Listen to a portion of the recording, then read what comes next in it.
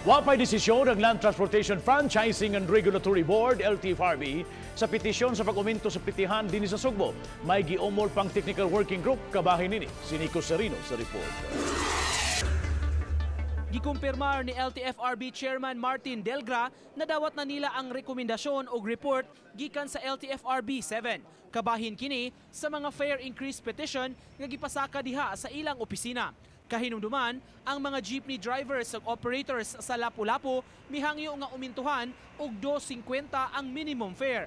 Kung katugtan, mamahimo ng 9 pesos ang minimum nga plitihan.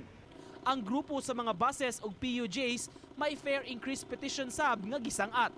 Apan matud sa LTFRB, dili pa sila mo desisyon diha-diha kalabot niini. Adunay giumol nga Technical Working Group o TWG ang Department of Transportation aron tun-an ang mga petisyon sa pag-umento. Gikonsiderar sab nila ang presyo sa produktong petrolyo.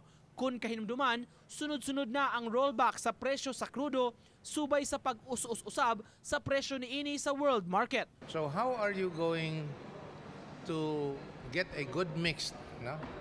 To put it plainly, between a completely deregulated industry which would have an impact on a highly regulated sector. Muna ang usa sa mga tubagon.